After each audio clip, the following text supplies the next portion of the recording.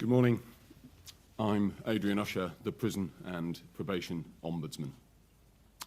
Just over 2 years ago, the then Lord Chancellor Alex Chalk commissioned me to investigate failings that had occurred at Medomsley Detention Centre during its operations between 1961 and 1987.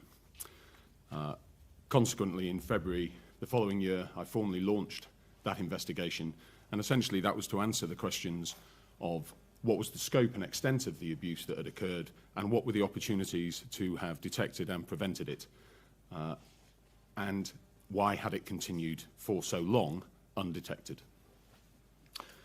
To that end, my investigation has interviewed 74 victims and witnesses, some of whom have never before come forward to speak to the authorities.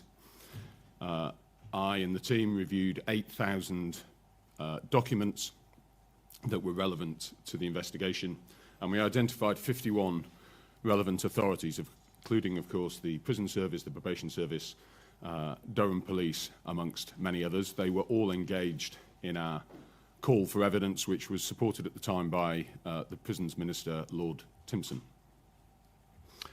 And what has that investigation, which we are publishing today, found? It found that widespread physical abuse was present from the day Medomsley opened its doors until the day they closed in 1987, resulting in thousands of victims of physical abuse. Sexual abuse was also systemically deployed by at least 2 and probably more individuals for a very protracted period of time, and at least 16 years, resulting in hundreds of victims of sexual abuse that we know about, and there are likely far more that have never overcome the shame and frustration of what happened to them to be able to come forward. So, to answer the question at the heart of the investigation of why did this carry on for so long undetected, I have brought my conclusions based on the evidence that I have seen together in the final section of my investigation under 5 thematic areas. The first is that I think it's right to acknowledge that societal attitudes were different 40 years ago. The attitude to young offenders and offending and homosexuality are very different to today. Corporal punishment was still a feature of schools, and many of the staff and some of the detainees had undergone national service, military training, in which violence formed part of that training regime, alongside pushing trainees to the limits of their physical endurance. And that became translated, for reasons I'll come to, into the regime at Medomsley. However, having said that societal attitudes were different, that in no way excuses or condones the violence, sexual or physical, that was deployed at Medomsley. The rule book concerning the running of the centre made it very clear that any form of physical chastisement to the detainees was against the rules. It transpired that that rule book was broadly ignored. The second area in which there was significant failing was there was a lack of clear aims and objectives for the centre. Successive governments, successive ministers, and senior prison staff repeatedly used language such as robust, tough, and perhaps most pervasively of all, short, sharp shock. It was made clear to the staff that the detainees were not meant to enjoy the experience. In fact, it was to be so unpleasant as to motivate them never to return. But that vague language was not backed up with a clear idea of what the staff were meant to be achieving at the centre. And as a result of that, that vacuum was filled by staff's own experiences and their own beliefs as to what they were doing. And that translated into the physical abuse of detainees. Many of the detainees report that the violence was at its worst at the start of their detention. Most of these young men were on 3 or 6 month detention orders. They were often greeted in reception with physical assault for not addressing the staff as sir on arrival. Many detainees reported that the violence lessened over their period in detention, and I believe that is good evidence that the staff believed that what they were doing was working, that the violence that they were using early in their regime was resulting in better behaved detainees who were becoming more ordered and disciplined. And no matter how fallacious that belief was, I think it became embedded into the cultural fabric of the centre that what they were doing was working. The third area was a lack of leadership internally. Successive wardens were appointed over the operating time of Medomsley, none of whom, and I'm surprised at this, none of those wardens ever formed a sufficient relationship based in trust with any of the detainees to discover what was happening, the horrors of the kitchens. Every new warden was an opportunity to scratch beneath the surface of what they were being presented with and determine the truth of what was happening at the centre. The wardens did have some disadvantages in the way that the system operated. They were the only member of staff not to be a member of the Prison Officers Association, and for reasons that I'll come to, that is, I believe, significant. They were also time-bound, and all the staff knew that the warden was only going to be there for 3 years. The rest of the staff, there was very low churn amongst the staff. Most of them were there for a very long time, knew each other very well. They lived very locally and behaved as a cultural community for successive decades. That would be a challenge for any new warden coming in. Having said that, the very basics of leadership are to set standards that you then proactively and rigorously maintain through your staff. And there is no evidence that the wardens, for whom all of the detainees relied in every aspect of their lives for their welfare, adequately discharged their duties in terms of professional curiosity or the care of those young men.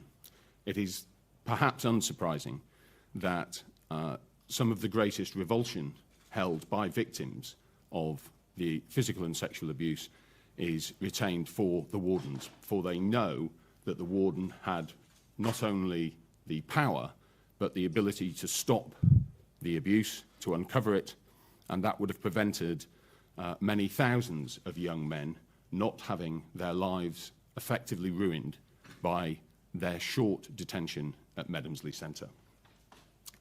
The fourth area of concern is that there was a lack of effective governance and oversight externally. The regional format of the regional director for the centre, his visits should have been and they were all he, should have been to scrutinise what was happening and how effective the regime was being. The same is also true for the Board of Visitors' visits. That was their duty. The evidence is that these visits were more social occasions than carrying any degree of scrutiny with them. A cup of tea in the warden's office was regarded as a visit by the Board of Visitors or the regional director. They were entirely ineffective. Durham Police, the police are a oversight mechanism nationally. There is evidence that they were told on several occasions, allegations were made by detainees' families, about physical and sexual abuse from young men who had been released, and reported these matters to Durham Police. In the vast majority of cases, those allegations were dismissed without being recorded. Some detainees were threatened with rearrest and reincarceration at Medomsley should they pursue their allegation.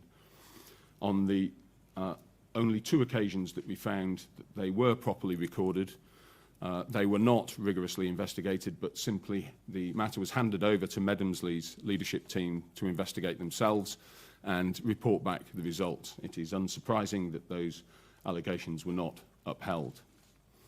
But I think there's also a concern that allegations in local media and national media occasionally were in a steady stream over a period of those decades, alleging physical abuse and poor treatment of detainees, and they reached the ears of ministers, sometimes written to directly, and of the ministry and of senior prison staff. I believe alarm bells should have been ringing that if you have a number of complaints and they are effectively never upheld, we only found 1 instance, I think, of a complaint being upheld, then it is not just those individual investigations that should be examined, but what is the overall process? Is your governance and oversight mechanisms correct? And I would argue that it was fairly patently obvious that they weren't, and therefore these offences were not detected. Medomsley, because of the lack of action back then by the police and all the other relevant authorities, was effectively operating beyond the reach of the law. The final area that struck me as being important to identify to ensure that this never happens again was the imbalance of power that existed between the main or the most prolific sexual predator that operated at Medomsley, Neville Husband. We know that there were hundreds and probably thousands of victims of Neville Husband. He was a relatively junior rank in the centre, but he operated with extraordinary power. He was a powerfully built man, an arch manipulator. He manipulated other staff. He physically threatened, and we have evidence of him assaulting other members of staff in front of witnesses. He manipulated wardens, a good example of which is the kitchens in the centre were intended, should have been searched routinely, as all parts of the detention centre should have been according to the rules. They were searched on 1 occasion, and some pornography was found to be in husband's possession in the kitchens. The result of that was not that husband faced discipline or dismissal. The result was that the warden issued a written instruction to all staff that the kitchens were never to be searched again, and to the best of our knowledge, they weren't. If husband's sway over staff was extensive, his sway over the detainees was total. The drive from Durham magistrates or Newcastle magistrates up to Medomsley Detention Centre that would have been experienced by the detainees is across many miles of barren moorland, and it would have been very easy for them to believe that they were being effectively isolated and cut off from anybody that did care about them and relatives and family. In those circumstances, I think it is quite easy to understand why, when Neville Husband told them, if you speak out, I can make you disappear, that they would have believed him. His ability in the kitchens to reward or withdraw food amplified the power that he had over these young men, and he also had access to their histories, their records, so he was able to identify those detainees who were at their most vulnerable and least likely to speak out. And indeed, we know that so few of them did during the time, and sadly those that did were not taken seriously or believed. We know that Neville Husband, allegations were made against him at Portland Borstal, where he had worked previously to Medomsley. They were not effectively dealt with, and had they been, the pain and suffering of hundreds of young men might have been averted. He was moved to Medomsley, where he turned down promotion opportunities as he wished to remain in the centre, and he offended the entire of his duration at the centre. He then moved to Frankland and HMP Deerbolt, where further allegations followed him. And there were also allegations in his amateur dramatic and church activities. This means effectively that he was offending his entire professional life, and he was only caught when in retirement. He was prosecuted, but he was prosecuted for a tiny fraction of the offences that he committed. And the same is true of another perpetrator, Leslie Johnson. Both of those men are now dead, but in the case of Neville Husband, many victims believe that he should have died in jail, which he did not. So across all of those areas, there were failings, there were opportunities that were missed, had staff that were empowered to intervene and uncover, detect, prevent future victims. Those opportunities were not taken. And that has resulted in thousands of victims who were sentenced to very short sentences, sometimes for the most trivial of offences. We have spoken to victims who were there for stealing a packet of biscuits, one young man for stealing a coat from the back of a car because he was in the northeast in sub-zero temperatures in winter. The abuse, sexual and physical, that they suffered means that those short sentences have, in many cases, turned into life sentences. And I should finish with a word for the victims. In my previous professional career of 35 years as a senior detective and in this career, I have never met a group of men who have been more courageous or tenacious and persistent in trying to have their experience at Medomsley made public.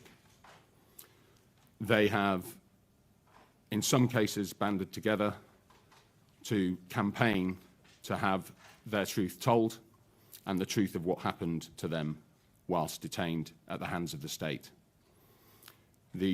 My investigation, which I believe is comprehensive and thorough, has revealed the extent to which these men suffered. But it is their report. It is, some of them, sadly, have not lived to see their campaign result in this investigation or the report that has followed from it. But for those that are still living, there is no way that anything myself or my team have done can deliver justice for those young men who have had their lives ruined. But I do hope that my investigation has provided them with a victory for them. They have been heard and they have been believed.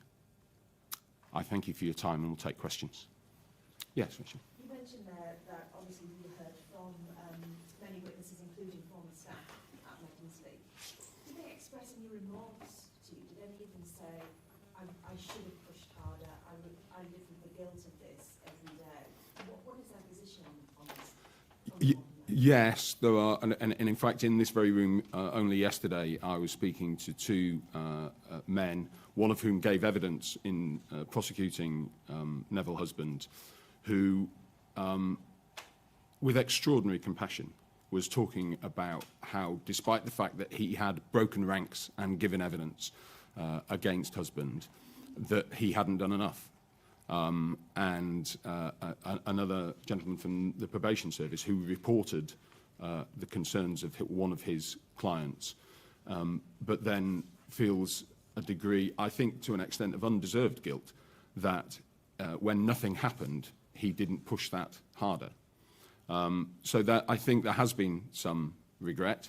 But no doubt there are others, some of whom were prosecuted and served time, who have a different view of this investigation and the findings of it. But we did find some remorse, yes. And just one more, referring to Neville Husband and Leslie Johnson, we've spoken to victims of both men who said they were regularly taken out of the centre and abused by multiple men. Is it your suspicion that a paedophile ring, a sex abuse ring, was operating in the area at the time? It's my belief, certainly there is strong evidence that victims were taken out of the centre, sometimes to Husband's home and to other places, and other individuals were involved in their abuse. To what extent that was a coordinated ring of individuals, I don't have the evidence to say. I think the power of my investigation and the report that follows is that it is entirely evidence-based. So what I can say strongly, and that's why I have caveated that response. Anyone else? Yes, sir. In a similar vein, to talk about staff showing remorse, have you spoken to any of Neville Husband's surviving family, relatives ahead of this report? We did attempt to speak to members of his family who didn't wish to engage.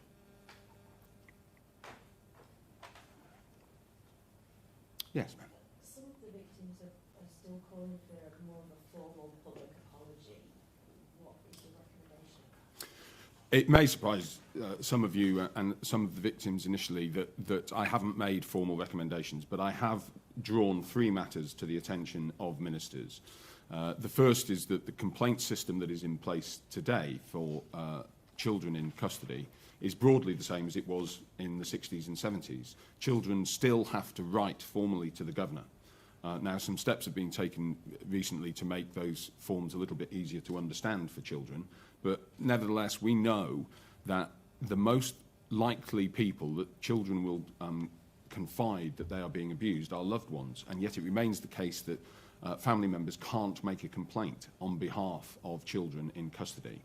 So I've drawn that to the attention of ministers. I've also drawn attention to the fact that it remains the case that there is no proactive independent body that asks children through a safeguarding lens what their experience of custody is. There are now only 400 children in custody, so the resource required to try and conduct a trauma-informed conversation with a child relatively regularly and form a relationship where they may tell you, I think would provide reassurance to family members and to the wider society that our children that are in custody are not being abused. The final area that I raised with ministers is that I believe that if I directed any individual organisation to issue an apology, that apology would therefore be hollow, as I have instructed them to do it. In the report, I have requested that all of the relevant authorities examine their organisational consciences and determine if there is any action taken today that would reduce, even fractionally, the pain and anguish and frustration felt by victims. And I believe some of those organisations, the Ministry, the Government, Durham Police, have listened to that argument attentively. Jackie? I suspect you wouldn't call this state-sanctioned abuse, but would you say that this was abuse that was essentially enabled by the state? I think sexual predators are restrained, constrained, usually, in a number of ways. And the first and perhaps most important way is the availability of victims. In this case, the state was providing them, providing vulnerable young men to a man who knew how to abuse on a colossal scale. The other constraints that sometimes operate are the fear of being caught. Well, over a period of decades, Neville Husband became certain that he wasn't going to be caught, so that wasn't limiting him. And his own libido was known to be, he was a voracious sexual predator. We have evidence of him raping and sexual assaulting 2 and 3 young men a day. And bearing in mind he was employed there for 16 years and across the prison service for 30, it tells us that he may well have been one of, if not the most prolific sexual offender in our history. I would like, if I could, to return. I realise I didn't answer the first part of your question. I'm sorry. I know that some victims feel that a formal public inquiry is something that they have demanded for a very long time. It's a matter for government, but my own view is there could not be a more comprehensive account of what happened at Medomsley during that time than my investigation.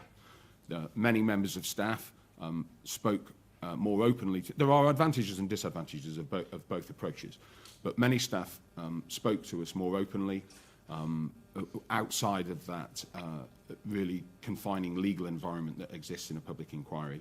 I think we got to the truth of what would happen. And if you also make the assumption, and I think it's a reasonable assumption to make, that the only difference between my investigation and a public inquiry is that a public inquiry can compel witnesses to attend.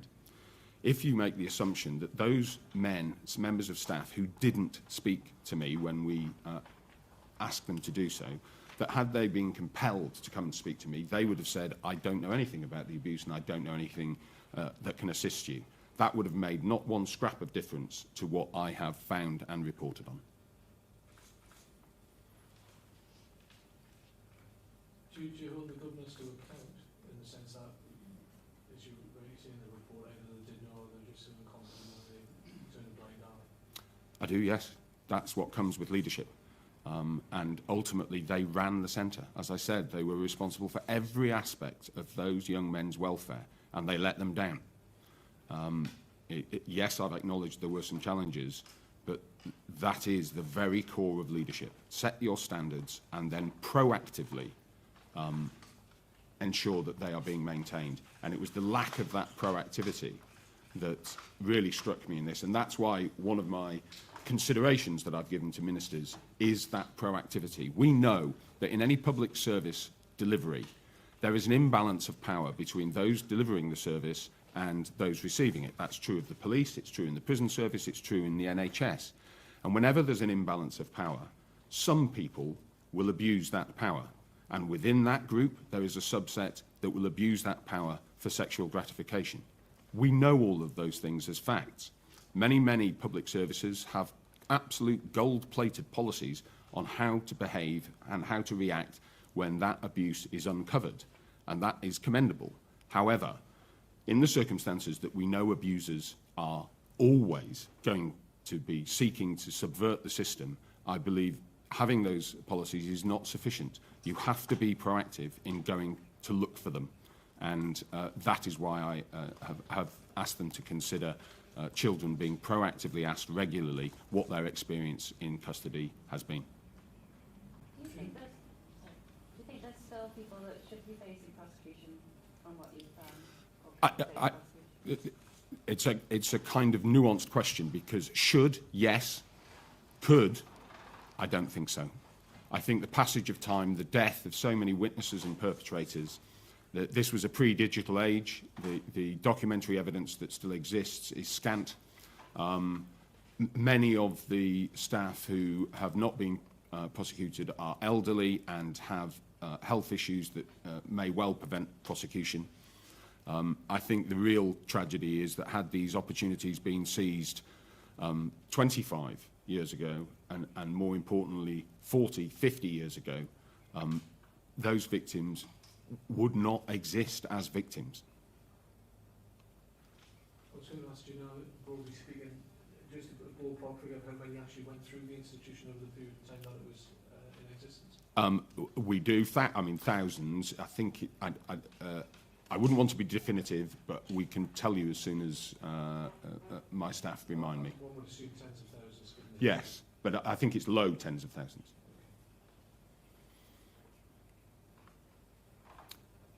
Anything else? Okay, in which case, thank you everybody for your time, and I look forward to meeting some of you later on. Thank you.